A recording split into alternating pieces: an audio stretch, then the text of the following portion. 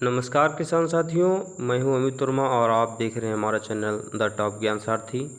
आज हम बात करने वाले हैं कि पोषक तत्वों के कार्य क्या क्या रहते हैं पौधों में। जैसे कि जो भी पोषक तत्व हम लोग देते हैं या पौधे को मिलते रहते हैं, उनके कार्य क्या रहते हैं। तो आज इस विषय में हम लोग चर्चा करते हैं। सबसे पहले तो हम लोग जान लेते हैं, जैसे कि नाइट्रोजन है तो नाइट्रोजन का कार्य ये रहता है कि पौधे में भोजन की पूर्ति के लिए यह सबसे आवश्यक तत्व है। पूरे पौधे का भोजन इसी से बनता है और इससे पौधे की लंबाई और उसके शरीर का आकार जो है इसके लिए मुख्य रहता है। पत्तियों की वृद्धि के लिए नाइट्रोजन सबसे अच्छा रहता है। पौधे में जितना भी हरे रंग का कारक है वो नाइट्रोजन ही है। अब फास्फोरस का काम ये रहता है, पौधे में जितने भी जड़ हैं, जड़ का विकास, जड़ बढ़ाना, जड़ का आकार कैसा क्या होगा, ये सब काम हमारे फास्फोरस का रहता है। फास्फोरस की जब भी कमी रहती है तो जड़ छोटी रह जाती है, पौधा विकास नहीं कर पाता है। क्योंकि इस जो फास्फोरस है ये RABP एक एंजाइम होता है, वो एंजाइम बनाने का कार्य करता है, उसी से जड़ों की बढ़वार होती है। और ATP का मुख्य कारण फास्फोरस होता है, जिससे पौधे के अंदर ताकत आती है। जब ताकत आएगी तभी पौधा बढ़ेगा, जब पौधा में ताकत कम होगी तो पौधा छोटा रह जाएगा। पोटास का जो कार्य रहता है ये एंजाइम एक्टिवेट का रहता है। पौधे के अंदर जो भी कार्य करने वाले एंजाइम हैं वो सब, पौधे के अंदर जितना भी कार्य है अक्सर कर कार्य सब एंजाइम पर ही निर्भर है। अब जब एंजाइम को एक्टिवेट करने का कार्य हमारा पोटास ही करता है, उन्हें उत्तेजित करता है कार्य करने के लिए। इसकी जब कमी हो जाती है तो पत्तियां छोटी रह जाती हैं, इसकी जड़ भी कम बढ़ पाती है, क्योंकि ये सब काम एंजाइम पर ही निर्भर करता है। और जब एंजाइम एक्टिव नहीं होगा तो ये सब कार्य धीमे पड़ जाएंगे। जब धीमे कार्य करेंगे तो उतना कम कार्य हो पाएगा, इससे फल भी छोटे रह जाते हैं। जो पोटास है यह पौधे में श्वसन के लिए मुख्य भूमिका निभाता है, क्योंकि जो पौधे की पत्तियां हैं इनमें जो स्टोमेटा होते हैं उनको खोलने और बंद करने का काम पोटास ही करता है, जिससे कि कार्बन डाइऑक्साइड गैस लेते हैं और ऑक्सीजन को बाहर निकालते हैं। और पोटास का एक कार्य और होता है, जो पत्तियों के अंदर जो शुगर्स वगैरह बनती हैं, कार्बोहाइड्रेट्स जिनका ये भोजन होता है पौधों का, कार्बोहाइड्रेट्स उनको लाने ले जाने का कार्य, जैसे पत्ती में बना पत्ती से तने में, तने से जड़ में लाने ले जाने का कार्य जो है पोटास का ही रहता है। जब भी पोटास की कमी रहती है तो बीज का आकार छोटा रह जाता है। अब किसान साथी हमारे रहते हैं कि नाइट्रोजन और फास्फोरस तो खूब देते हैं, इससे पौधे का शारीरिक विकास तो खूब अच्छा हो जाता है, मगर इसमें जब दाने का आकार छोटा रह जाता है, इसी कारण इनकी पैदावार कम पड़ जाती है। तो किसान साथियों से अनुरोध है कि आप लोग इसे पौधे को नाइट्रोजन फास्फोरस जब देते हैं तो पोटास भी ज़रूर दिया करें, जिससे कि पैदावार आपकी ना घटे। कैल्शियम पौधों की कोशिकाओं का निर्माण करता है, इससे सेल मजबूत होती हैं, सेल का आकार, सेल का विकास जितना भी है कैल्शियम की जिम्मेदारी पर रहता है। और इससे जो है इसकी जो शीर्ष कलिकाएं होती हैं पत्तियों की वो मुड़ने लगती हैं और वो फटने लगती हैं, जिससे फल भी फट जाते हैं।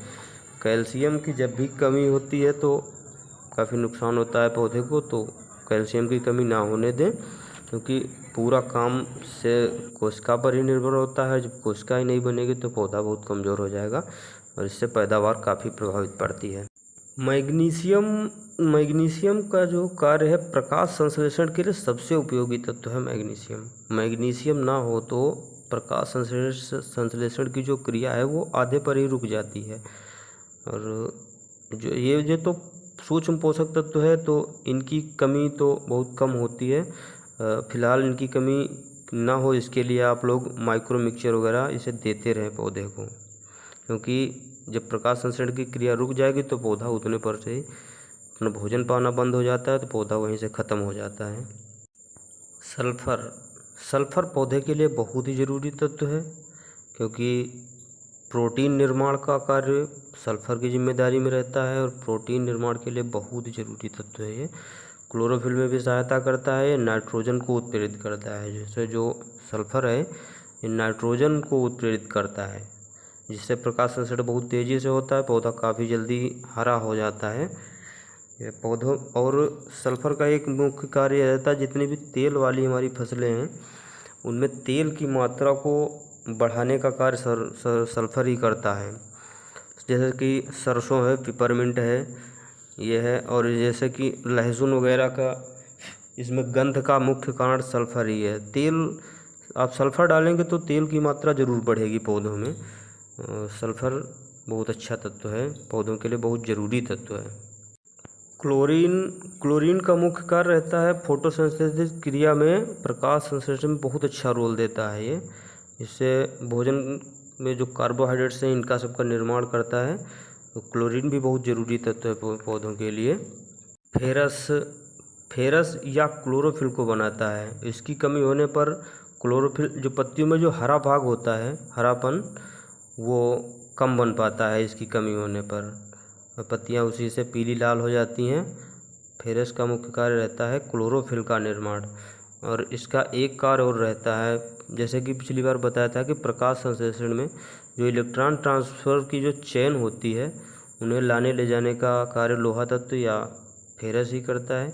इस चेन में क्लोरोफिल के मॉलिक्यूल्स जो होते हैं इनको इलेक्ट्रॉन निकलता है, और इसी से जो इलेक्ट्रॉन है इसको पत्तियों से तने तक, तने से जड़ तक पहुंचाने का कार्य फेरस करता है। जिंक सल्फेट को तो सब लोग जानते ही हैं। जिंक का काम पौधों की लंबाई बढ़ाना होता है। पौधों की जितनी भी लंबाई है जिंक पर ही निर्भर करती है। पौधों की लंबाई बढ़ाने के लिए एक ऑब्जिन नामक हार्मोन होता है जो पौधों की लंबाई को बढ़ाता है, और ये ऑब्जिन हार्मोन जिंक से ही बनता है। जब जिंक में पौधे में जब जिंक की कमी हो जाती है तो पौधे में बौनापन हो जाता है, और इसी से खैरा रोग हो जाता है। प्रकाश संश्लेषण में भी उपयोगी तत्व है ये।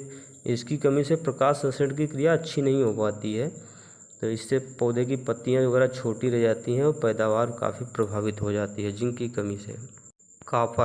कॉपर या तांबा ये विटामिन ए बनाने में बहुत ज़रूरी है, और विटामिन ए पौधों के लिए, प्रकाश संश्लेषण के लिए अच्छा है, और कॉपर सल्फेट से प्रकाश संश्लेषण में इलेक्ट्रॉन ट्रांसफर में भी सहायता मिलती है। बोरेक्स होता है, बोरेक्स सोल्यूबर हम इसका अन्य भी नाम रहता है। बोरान की कमी जब भी पौधों में होती है तो इनके फलों का साइज छोटा पड़ जाता है। बोरान का मुख्य कार्य साइज बढ़ाना रहता है, और इसकी कमी से जो फल के डंठल होते हैं वो टेढ़े मेढ़े हो जाते हैं, फल टेढ़े मेढ़े हो जाते हैं, और बोरान परागण की क्रिया में मुख्य भूमिका निभाता है। इसकी कमी से जो पॉलिनेशन है वो पूरा नहीं हो पाता है, जिस कारण फूल कम ही बन पाते हैं, या फूल बन जाते हैं उनमें फल नहीं आता है, इसमें बोरान की कमी होती है। कभी कभी फल गिरने लगते हैं तब भी बोरान छिड़काव दिया जाता है। बोरान फलों के साइज के लिए और फल ना गिरें इनके लिए मुख्य रहता है, और बोरान ही है जो पौधों में सेल को आकार देता है। स्ट्रक्चर का काम बोरान को ही रहता है। किसान साथियों, वीडियो अच्छी लगी हो तो लाइक कर दें। धन्यवाद।